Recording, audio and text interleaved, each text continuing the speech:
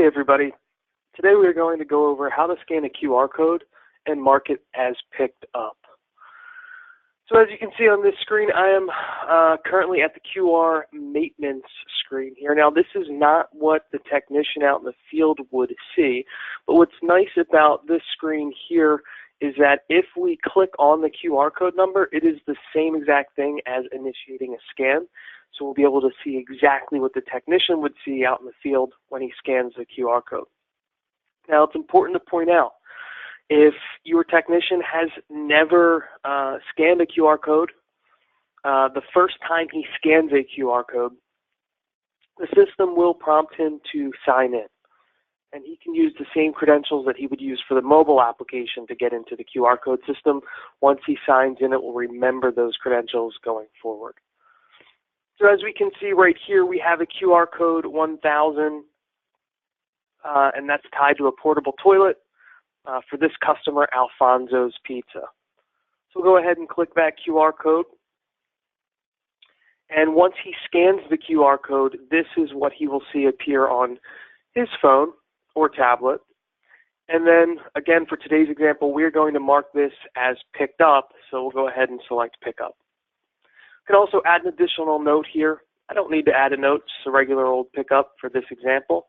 And then we'll go ahead and click yes to complete the pickup. As you can see, it says pickup complete. You can now safely close this window so you can exit out of that, head back to the route schedule to view the rest of his services, deliveries, or pickups for the rest of the day. Now, how this all operates with the desktop service program is the next phase to the equation here. So we'll go ahead and open up the service program. And at some point, whoever is working out of the desktop software, they are going to do a mobile sync. And that's typically going to be a sync call. But for the purpose of today's training, we're going to select rentals and then click sync. So we'll give the system a minute here to finish up this sync.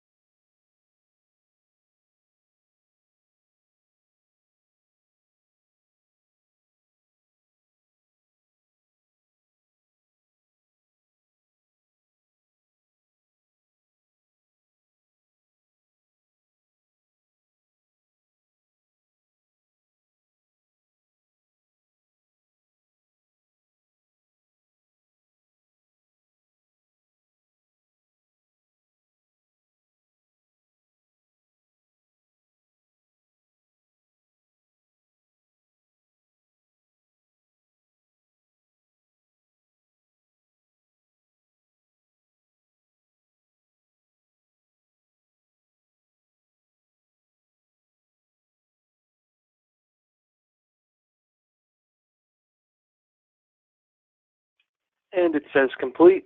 We can click OK. From here, we can close the Sync mobile devices screen, and we can head over to items rented. So along the top toolbar, select items rented. And as you can see, transaction number 4, which is for Alfonso's Pizza, is now green, which signifies that the unit has been picked up. So at this point, we now need to enter a return date in the rental transaction and then possibly bill the customer for the rental if you bill in the arrears and need to send them a prorated invoice. So we'll go ahead and click the transaction number 4. That will, of course, open up our rental transaction screen.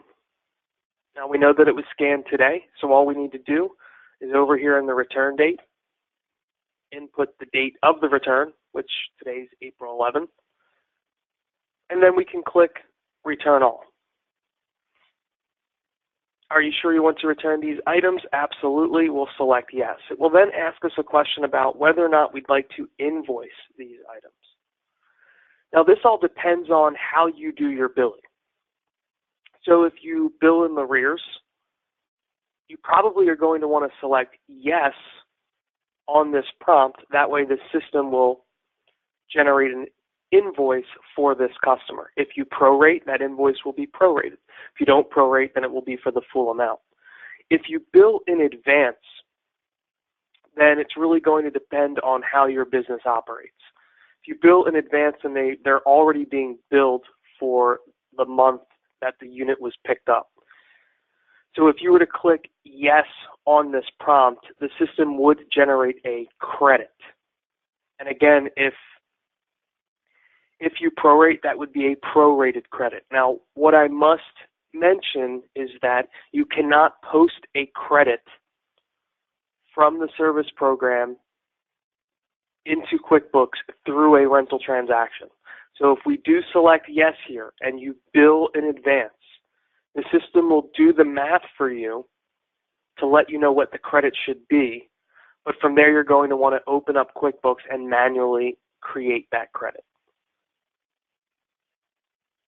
We bill in the arrears for this example, so I'm going to select yes.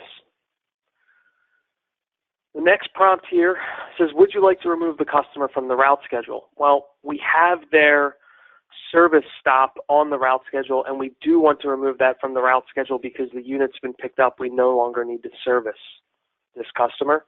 So we will select yes on that as well. That will filter the route schedule down to all stops for this customer. As you can see, I still have my delivery stop on the route schedule. I haven't advanced the schedule forward, so that delivery stop has not fallen off yet. But from here, we can simply right-click and remove the corresponding route stops. Again, I just right-click and selected delete record. If I head over to rental info, billing, view pending transactions, we should see an invoice here waiting to go over to QuickBooks for Alfonso's Pizza. Now this can be posted to QuickBooks right away, or you can just leave it here in the batch, and then the next time you run your billing, it will be included. Go ahead and close that screen.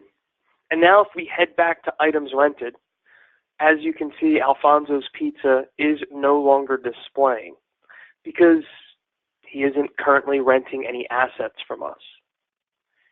If we need to get back to that transaction for any reason, all we need to do is click Rental Info and then select this option right here on the submenu that says Rental Inventory Transactions.